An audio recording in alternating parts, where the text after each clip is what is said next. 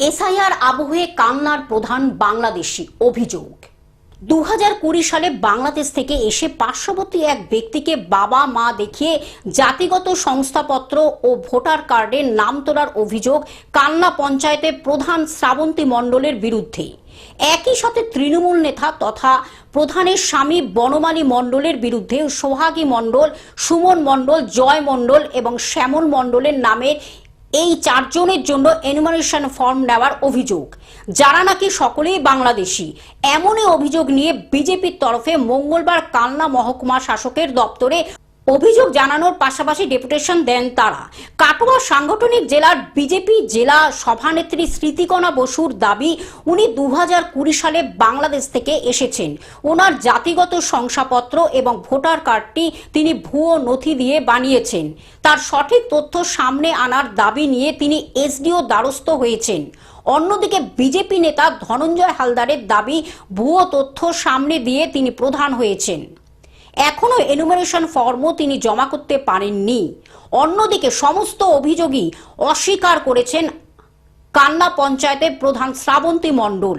ডকুমেন্টসগুলো ভুয়ো, তারপর আমি সব প্রমাণ দেব। অন্যদিকে বনমালী মণ্ডল তিনি বলেন, যাদের ফর্ম নিয়েছি তাদের মধ্যে দুজন আমার আত্মীয় আর দুজন প্রতিবেশী, তারা বাড়িতে ছিল না বলে সেগুলি নিয়েছি। পাশাপাশি তারা সকলে বাংলাদেশের। এই অভিযোগ প্রসঙ্গে তিনি বলেন, তারা প্রমাণ করুক তারা বাংলাদেশি, তারপর দেখা যাবে। যদিও যাদেরকে নিয়ে এত গন্ডগোল, অর্থাৎ শ্রাবন্তী মণ্ডলের মা বিষ্ণুপ্রিয়া ব্যাপারী এবং তার বাবা সচিন ব্যাপারী, মঙ্গলবার কালনার মুক্তারপুর এলাকায় তাদের বাড়ির কাছে তাদের দেখা মেলেনি। আত্মীয়র অসুস্থতার কারণেই কেউই তারা বাড়িতে ছিলেন না। সম্ভবত এসআইআর আবহে প্রধান বাংলাদেশি, এমনই অভিযোগ ওঠাকে কেন্দ্র করে তৃণমূল বিজেপির রাজনৈতিক তরজা তুঙ্গে। আজকে আমরা মূলত এসেছিলাম কালনা বিধানসভার 4 নম্বর মণ্ডলের হাটকাল্লা যে অঞ্চল, সেই অঞ্চলে যিনি প্রধান 87 নম্বর বুথ থেকে উনি জিতে ওই অঞ্চলের প্রধান হয়েছেন।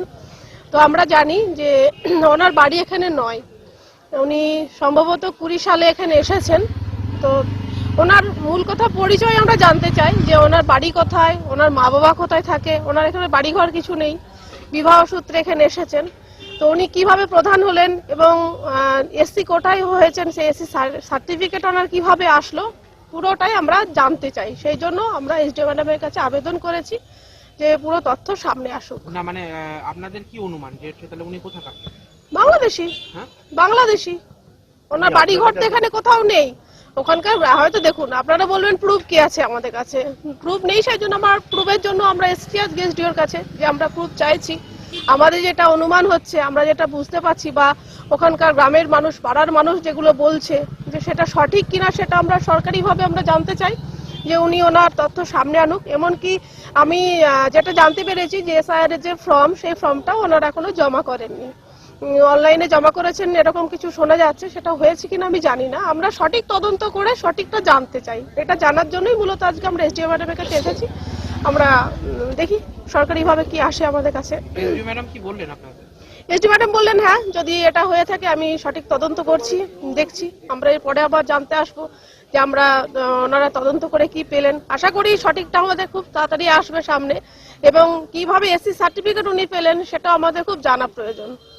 মানে প্রধানটা যিনি হয়েছেন, উনি হয়েছেন এসসি কোটায় হয়েছেন, তো কিভাবে প্রধান হয়েছেন এটা আমাদের জানা উচিত। না মানে আপনি বলছেন উনি বাংলাদেশি তাহলে? হ্যাঁ, অবশ্যই বাংলাদেশি হয়ে এখানে আসা কোনো অপরাধ নয়। উনি সিএতে অ্যাপ্লাই করবেন, এসে নাগরিকত্ব নেবেন, সেটা ঠিক আছে, কিন্তু তার আগে পর্যন্ত আমাদের সব তথ্যটা জানতে হবে। সেটার জন্য আজকে আমাদের মূলত এখানে এসডিও ম্যাডামের কাছে আসা। পূর্ব বর্ধমান থেকে সুজয় ভট্টাচার্যের রিপোর্ট, গ্লোব নিউজ।